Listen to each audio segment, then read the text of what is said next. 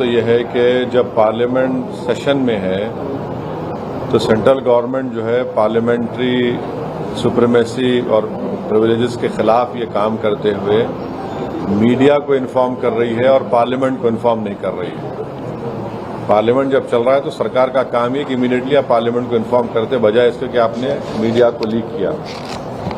अब जो मीडिया ने रिपोर्ट किया उसकी बुनियाद पर मैं ये कह सकता हूं कि ये जो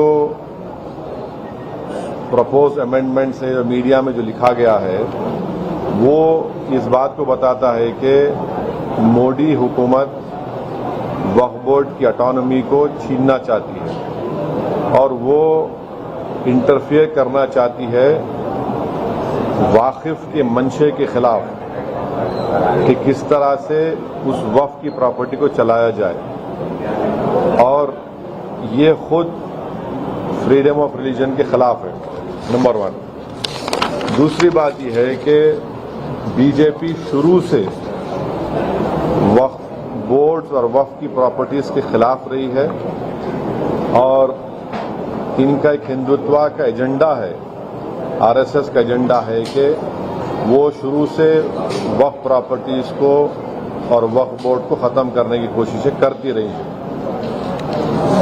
तीसरी बात यह है कि अब जो मीडिया के रिपोर्ट्स के ऊपर मैं अपना ये रिएक्शन दे रहा हूं कि एक बार किसी प्रॉपर्टी को वक्फ डिक्लेयर कर दिया गया तो हमेशा वक्फ रहता है। तो वक्फ एक्ट जो है 54 का है और 96 का है, जो 96 के एक्ट तो 2013 में अमेंड किया गया। वो सर्वे कमिश्नर को पावर्स देता है और सर्वे कमिश्नर को अपॉइंट कौन करती है? State government. तो सर्वे कमिश्नर वक्फ प्रॉपर्टीज को आइडेंटिफाई करता, उसके बाद लिस्ट ऑफ वक्फ प्रिपेयर होती है सर्वे कमिश्नर की तरफ से और वो सर्वे कमिश्नर जो स्टेट गवर्नमेंट का अपॉइंटी है उसको स्टेट गवर्नमेंट को भिजाता और state government gazette notification issue करती है। तो गजीट नोटिफिकेशन खुद एक ऑफिशियल एक्ट है और अगर गजीट नोटिफिकेशन 1 साल तक चैलेंज नहीं होती तो वो फाइनल हो जाती है और नेचर ऑफ वक्फ हो जाता है।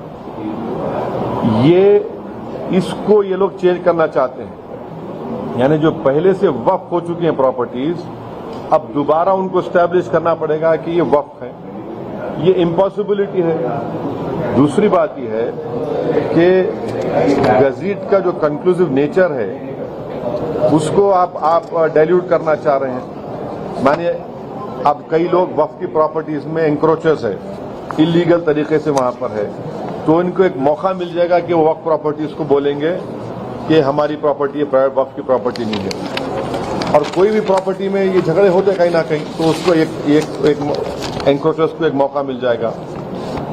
तीसरा न्यूज रिपोर्ट ये बोलता है कि अमेंडमेंट इन एस्टैब्लिशमेंट और कंपोजिशन ऑफ वक्फ बोर्ड, तो ये एक्ट खुद ये बोलता है कि हर स्टेट में एक वक्फ बोर्ड होना चाहिए और बोर्ड रिस्पॉन्सिबल होगा उसके एडमिनिस्ट्रेशन और मैनेजमेंट ऑफ वक्फ प्रॉपर्टीज के लिए।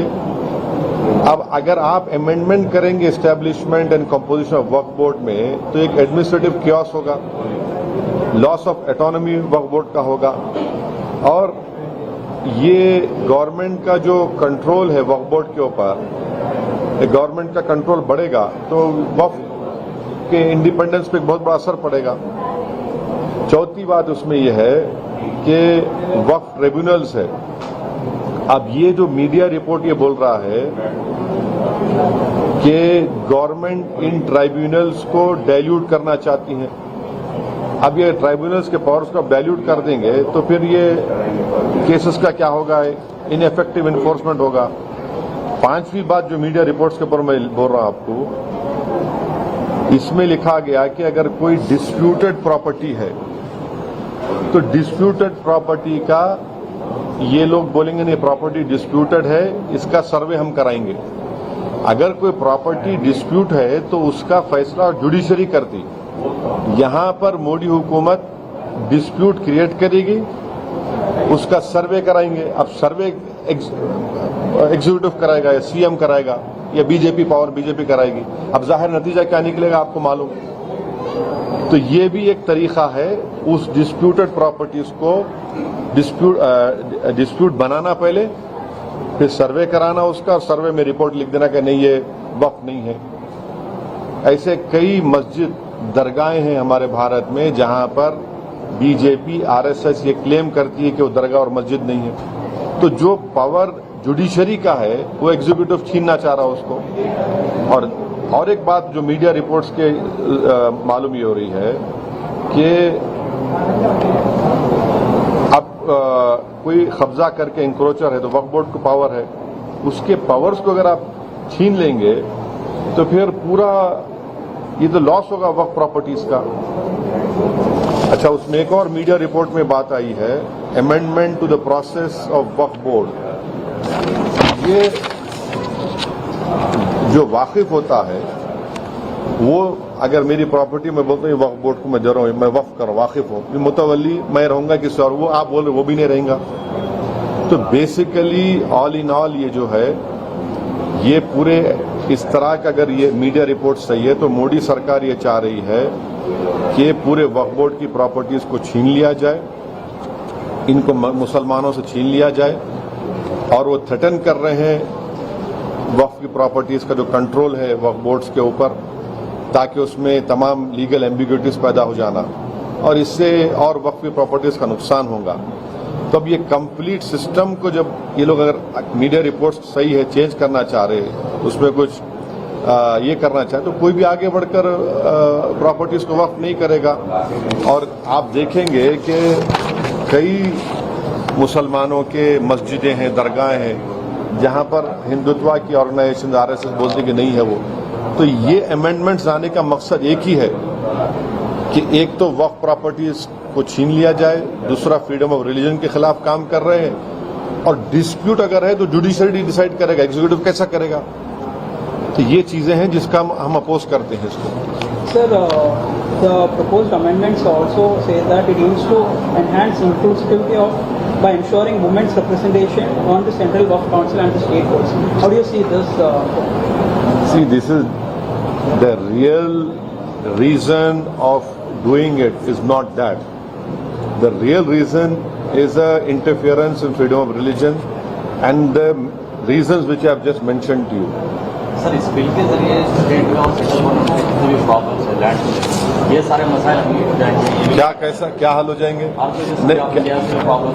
क्या हल? देखिए, उसमें आप मीडिया रिपोर्ट पढ़े, उसमें जो डिस्प्यूट है प्रॉपर्टी में उसका सर्वे कराएंगे। आप कौन होते भाई?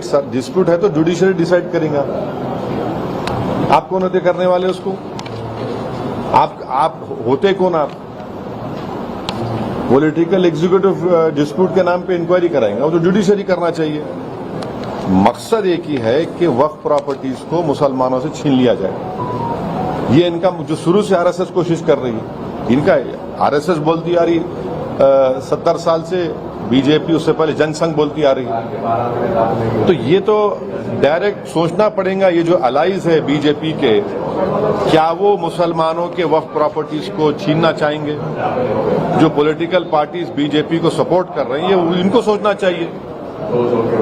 क्या होगा बिहार में? इमारत शरिया की जो जायदादें छीन लेंगे क्या आप? आंध्र प्रदेश में वक्फ प्रॉपर्टीज है, क्या करेंगे? छीन लेंगे क्या आप उन लोगों को? ये तो उनको सोचना चाहिए, लोग जो सपोर्ट कर रहे हैं बीजेपी को। सर, इसी सरकार में बिहार से नीतीश कुमार भी जुड़े हैं। मैं बोल दिया ना, अब यही बात रिपीट मत करो, जो नहीं बोला पूछो आप। Sir, will you appeal the India Bloc alliance to oppose the bill? No, see, I have said what I have to say. It is for I cannot speak for other political formations or political parties.